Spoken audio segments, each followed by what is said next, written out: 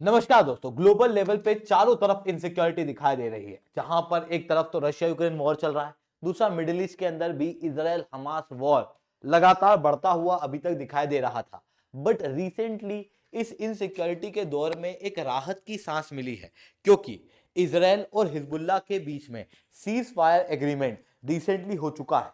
यानी कि लेबनान और इजराइल के बीच में जो युद्ध है वो अब थम चुका है। बट इस युद्ध के थमने को ईरान ने एक्सेप्ट कैसे कर लिया? पहला।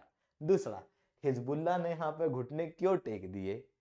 तीसरा सवाल यहां पर जो आपके दिमाग में आ रहा होगा वो ये है कि इसराइल की आने वाली स्ट्रेटेजी क्या है।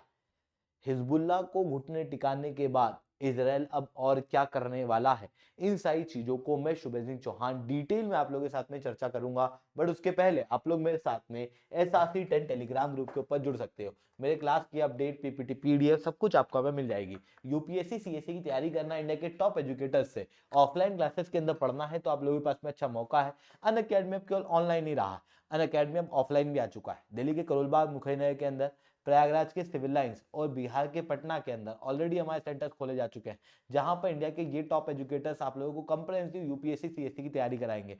प्रीलिम से लेकर इंटरव्यू तक हर पॉइंट पे जितने भी सब्जेक्ट्स हैं वो सब कवर कराए जाएंगे। आपको टेस्ट सीरीज दी जाएगी, आपको स्टडी मटेरियल दिया जाएगा, आपको वन ऑन वन मेंटरशिप दी जाएगी और हमारे एजुकेटर्स के द्वारा आपको गाइडेंस मिलेगा। ये सब कुछ आपको मिलेगा पूरे ऑफलाइन मार्केट के सबसे कम रेट के अंदर। अगर आप इसी कोर्स को, एक जीएस के कोर्स को किसी भी ऑफलाइन क्लास में लेने जाओगे तो वो लगभग 1.25 से 1.5 लाख रुपए आपसे वसूल करेगा। बट अन अकेडमी आपको यही कोर्स केवल 79,999 के अंदर अवेलेबल करा रहा है।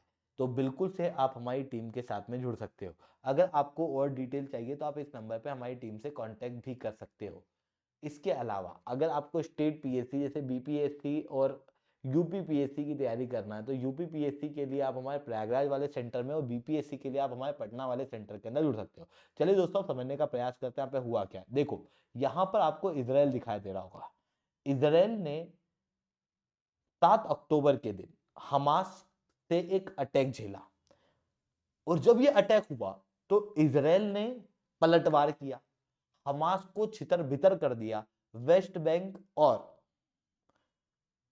गाजा पट्टी के अंदर कई सारे एक्शन लिए गए। गाजा पट्टी के अंदर बिल्कुल एंड तक इसराइल पहुंच गया और हमास को पूरी तरीके से धूल चटा दी।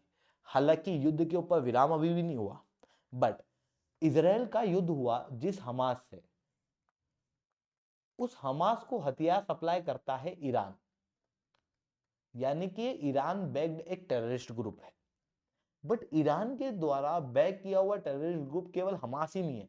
यहां पर आपको लेबनान के अंदर हिजबुल्लाह भी दिखाई देंगे और यहां पर यमन के अंदर आपको हुतीज भी दिखाई देंगे। तो जैसे ही हमास के ऊपर अटैक होना शुरू हुआ तो उसके बाद में बाकी आतंकवादी संगठन भी एक्टिव हो गए और इनके द्वारा इसराइल के ऊपर अटैक किया जाना शुरू हो गया। इतना ही नहीं, ईरान ने भी कई सारे मिसाइल अटैक से इसराइल के ऊपर अटैक करने का कोशिश किया, बट आयरन डोम ने इसराइल को उस समय पे बचा लिया। जो क्लियरली दर्शाता है कि एक्चुअल में इसराइल 3-4 फ्रंट पे युद्ध लड़ रहा है, पर ये पूरा जो 3-4 फ्रंट है ना वो एक्चुअल में कुल मिला के एक ही है, सब ईरान के द्वारा बैक्ड है। अब जैसे ही हमास पे अटैक हुआ, हमास को जब छितर बितर किया गया तो हिजबुल्लाह ने इसराइल के खिलाफ युद्ध छेड़ दिया था। बट रिसेंटली हिजबुल्लाह ने अभी सीज फायर का एग्रीमेंट क्यों साइन किया इसराइल के साथ? इसके पीछे एक मेजर कारण यह है कि इसराइल ने, ऑब्वियसली इसराइल के पास में जो हथियार है वो फार एडवांस है हिजबुल्लाह से, और इसराइल के पास तो न्यूक्लियर वेपन भी है। वो कभी भी चाहे तो किसी भी रीजन को पूरी तरीके से नष्ट कर सकता है, क्योंकि ना ईरान के पास और बाकी इन आतंकवादी संगठनों के पास न्यूक्लियर वेपन है। और इसराइल को न्यूक्लियर वेपन प्रयोग करने की जरूरत ही नहीं है, क्योंकि उसके पास में दूसरे डिफेंस इक्विपमेंट इतने एडवांस है। इसराइल ने जब पलटवार किया, हिजबुल्लाह के ऊपर एयर स्ट्राइक करना शुरू किया, तो 7 बड़े कमांडर तो यूं ही मारे गए, जिसके अंदर हसन नसरल्ला, जिसके द्वारा पूरे हिजबुल्लाह ग्रुप को गोरिल्ला फाइटिंग सिखाई गई थी, उसकी मृत्यु हुई।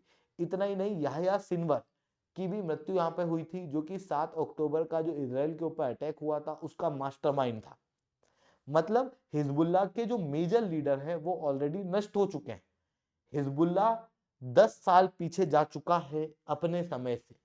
इवन इजराइल की लगातार एयर स्ट्राइक की वजह से हर रोज, लगभग हर रोज लेबनान के अंदर कई लोग मर रहे हैं, जिसकी वजह से लेबनान के अंदर जो हिजबुल्लाह है वो अब इजराइल को काउंटर करने की क्षमता में ही नहीं है। अगर इजराइल ने और 2 4 5 6 अटैक किए ना तो हिजबुल्लाह खत्म हो जाए।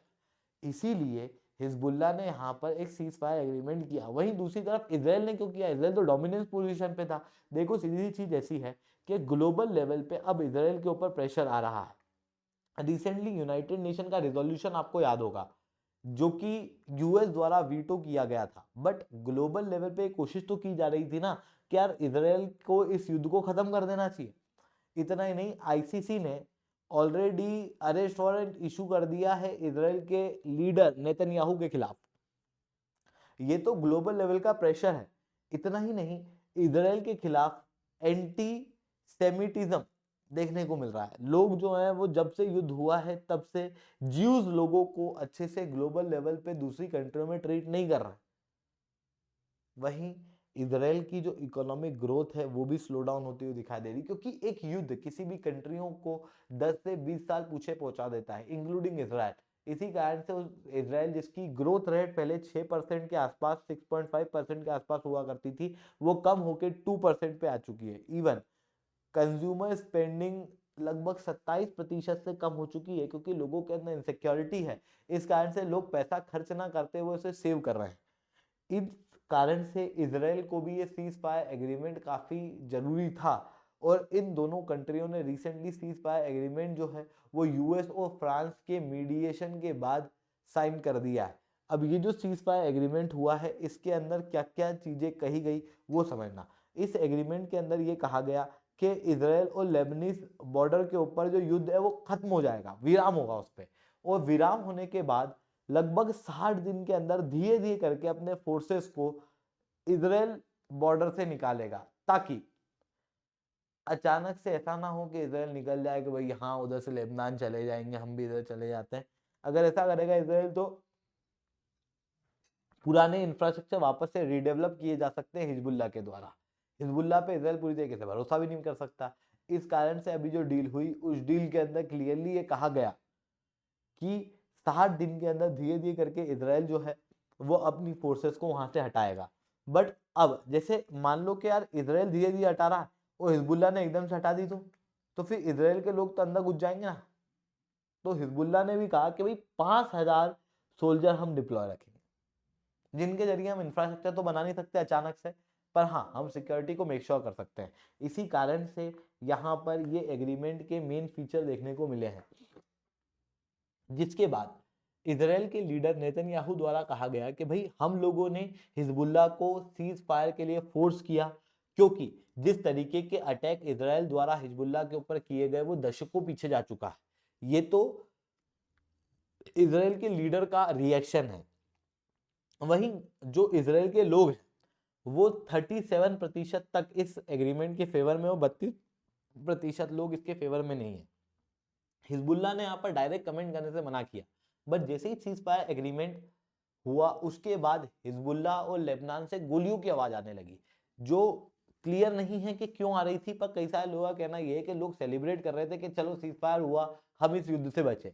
ईरान ने भी इस सीज फायर एग्रीमेंट को वेलकम किया है, और यूएस द्वारा भी ये कहा गया है कि ये एग्रीमेंट प्रॉपर रूप से इंप्लीमेंट हो, उसके लिए यूएस लगातार इस एग्रीमेंट के इंप्लीमेंटेशन को देख रहा है। इतना ही नहीं, जो इजराइल के लीडर है नेतन्याहू, उनके द्वारा कहा गया कि अगर इन केस ऐसा होता है कि सीज फायर एग्रीमेंट वापस से तोड़ा जाता है और लेबनान के द्वारा इजराइल के ऊपर अटैक किए जाते हैं, तो फिर इजराइल इस तरीके का जवाब देगा लेबनान को कि लेबनान ने कभी सोचा भी नहीं होगा। तो ये सारी चीजें हम लोगों को यहाँ पर देखने को मिल रही है। आई होप ये सारी बातें आपको समझ में आई होंगी। लेक्चर अच्छा लगा तो लाइक करना, लेक्चर बहुत अच्छा लगा नीचे कमेंट करना। यूपीएससी सीएचसी की तैयारी करना, इंडिया के टॉप एजुकेटर से ऑफलाइन क्लास के अंदर पढ़ना है, आप लोगों के पास में अच्छा मौका है। अनअकैडमी अब केवल ऑनलाइन ही रहा है, अनअकैडमी अब ऑफलाइन भी आ चुका है। हमारे सेंटर्स ऑलरेडी खोले जा चुके हैं। अगर आपको हमारा सेंटर देखना है तो इस वीडियो को एंड तक देखना।